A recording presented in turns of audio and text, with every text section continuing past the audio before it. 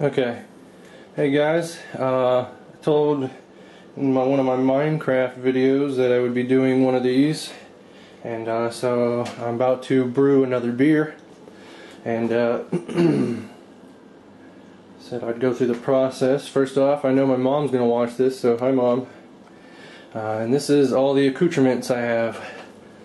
This is a yeast starter that I made yesterday. It just finished bubbling this morning.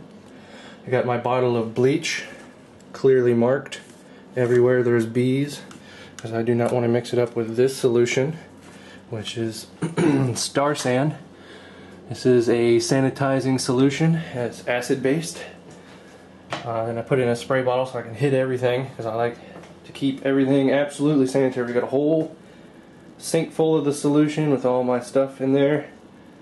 There's a fountain pump and one of my old beer bottles. That's a fountain pump. And I bought a couple 20-pound bags of ice in there. There's 2 in that cooler. And what I'm going to do is I'm going to hook that pump to this wort chiller that's sanitizing in here. And I'll run the wort chiller. Well, we'll get to that. Anyway, that's a wort chiller. These are all bottling tubes and siphoning tubes. Back to, here's the gravity thermometer. I don't know how good you can see this. This is what we're going to use to test our starting gravity. And I'll show you how to use that when we get to there. And to start off, I usually don't do these. This one got good reviews. I get all my beer from a place called Midwest Brewing Supplies, so shout out to them. This is called Munton's Connoisseurs Nut Brown Ale. The glass looks good. We'll see if it looks that good when I get done with it. That's beef jerky. I made that, Mom. Anyway, panning over to here, there's the tripod I will be putting everything on, and this is my tiny kitchen. For those of you who don't know, I'm in Germany, so this is my tiny apartment's kitchen hole area. Here's my brew pot. So we're going to be brewing stuff, and here's my thermometer. Basically, like I said, I've never done one of these before. I usually do kits. I don't have enough room to do full grain yet, and neither do I have the expertise. So I do a partial mash, basically with steeping grains, and that'll be it. We'll get right into it. With movie magic, now our water is boiling at 212 degrees. What I did is I heated up this can of hop malt extract in my sink of hot water that was also sanitized to make it easier to pour. This is what it looks like. It's a black morass of goop. I don't know if you can see that very good. Anyways, I'm going to pour this in nice and slow so that it doesn't hit the bottom and scorch. Alright, so we let it boil. Putting all that stuff into it. Dropped it from a boil. We let it come back to a boil and let it boil off. I don't know the name. It's like phenol something, whatever. That's why you don't ever want to put a pot, top pot when it's coming back to a boil, because all that stuff gathers in condensation and drips right back in. And it makes a funny taste in beer. So when you're initially bringing the water to a boil, it's fine to do, because it takes forever on an electric stove. So you want to put a cup, or not a cup, but the lid on it. And then after you put it in, and it's become the wort, spelled W-O-R-T, you don't let it cover. Let it boil. Anyways, now I've got a contraption that I got off of a beer brewing forum. Not really a contraption, but an idea. It's a good idea. Oh, I don't make a mess. Okay. So what we're going to do here is we got a bucket full of ice, and I'm going to fill this up with water, or just a little bit. Splash. Be prepared to make a mess wherever you're doing this, because if you're not, you're just going to piss yourself off. Especially when it comes to bottling day. That's even more messy. Unless you got a keg. That's awesome. Okay, what we did is we let this thing run for about 10 minutes. I left my thermometer in there. I let the temperature drop to just a little over 100.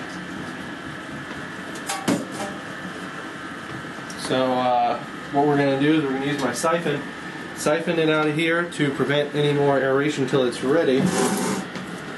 Actually, no, it is ready for aeration right about now, about 100. Turn that off. Take the work chiller out.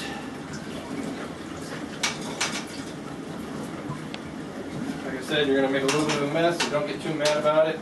Just come to peace with it. Alright. This is another site. This is sanitized, all of it. Sanitary solution there. And this is so you don't put your mouth on anywhere, because you know, germs. You don't want germs in your stuff. So I'm going to here. Got it. Make sure your spigot is off. Turn it to the right, because I did that over here. Yeah, here we go. A downward stroke, and easy as that. You let it sit in there, but I'm going to hold it off to the bottom, so as it splashes, it aerates. And then once this is done, it's going to take about 10-20 minutes. Once this is done, we'll go back to you. All right. Let it strain out, not strain, siphon out until it got close to the bottom. And then I took this guy here, and I strained it the best way to get the hot particles out, because I don't want them in there in the end when we go to bottle. Kind of a pain in the butt. And I don't want to have to do a secondary, which is basically where you take it from one bucket after about 2 weeks, put it in another bucket to take it off the hops and old yeast. I want to do that because you got a bigger chance of getting an infection in your beer that way. So what I'm going to do is, if you look in the bucket, it's up to about 3 gallons, and I'm going to make up the last 2 gallons with ice. It's a 20-pound bag. And because ice is water frozen, it's going to pretty much displace the same amount of water, you know, as if you were to fill it up.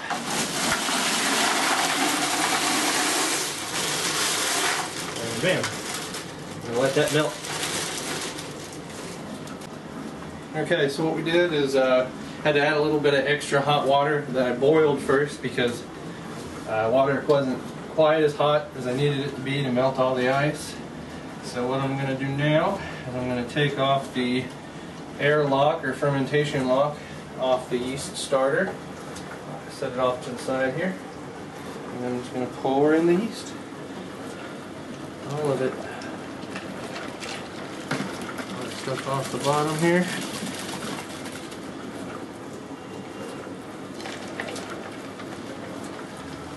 See how it's stuck to the bottom? Get it all. Get all that yeast. So what this did is, because I added this is the stuff that came with the can. You never know if that stuff's still alive or how viable it is. So if you make a yeast starter, you're guaranteed, I mean, if it doesn't do anything, obviously they're all dead. And even if most of them are dead, if you get a good yeast starter, what it will do is have a stronger yeast and a stronger fermentation, because you have a lot more viable yeast. Quick edges. Alright, we're going to put the lid on, seal it the whole way around, and this is my other fermentation lock. We'll put this in here, just like so.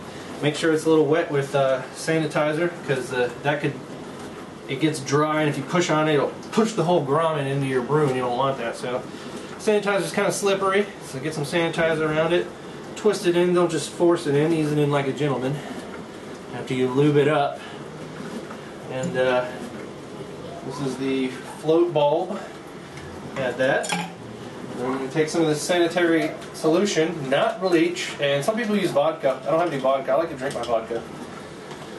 And you add it into the fermentation, or the fermentation lock, or the air lock, all the way up to this line right here.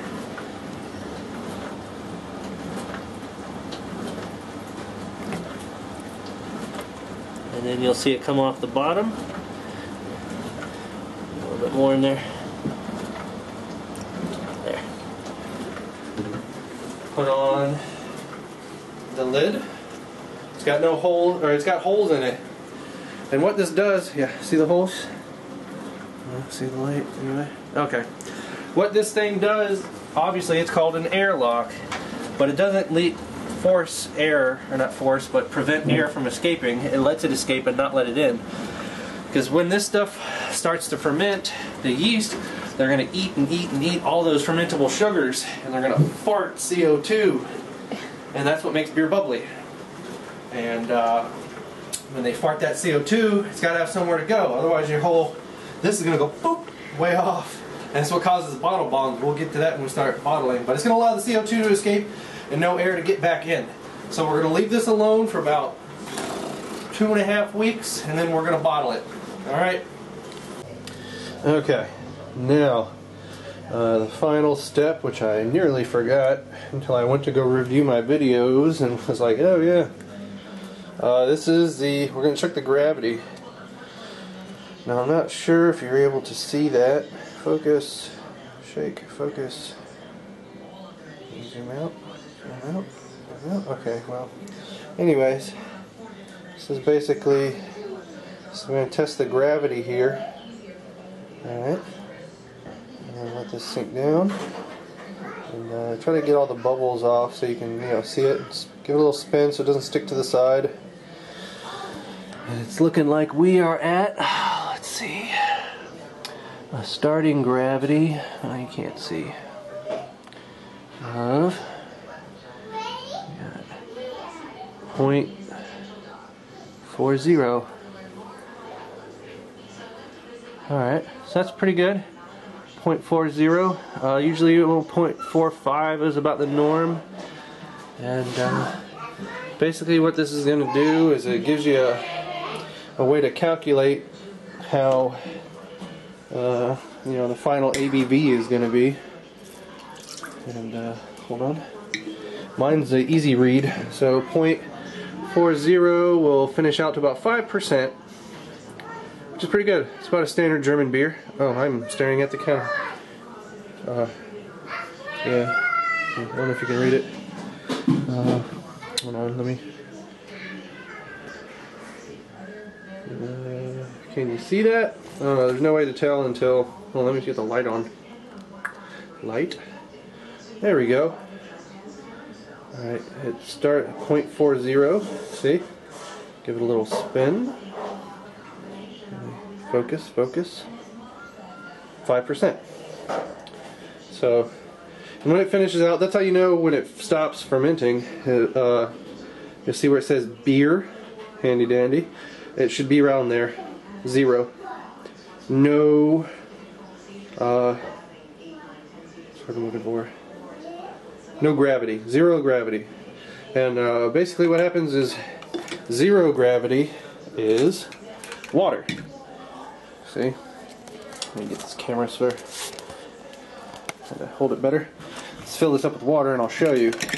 Water has no gravity as far as this goes. I'm going to fill it just about all the way up. You'll see, because there's no fermentable sugars in it, and that's what causes the quote-unquote gravity. Is it not touching the bottom? Yeah, just barely. And you'll notice, bam. Can you see? It's right at 0. Because there's no fermentable sugars in water, so there's going to be no thickness substance to cause this air pocket that's in this glass tube to rise out of, it's test tube. So, yeah, that's pretty much that in a nutshell. And you want to check it about maybe a week into it. I mean, as long as your fermentation lock is still steadily bubbling away, still some action going on in there.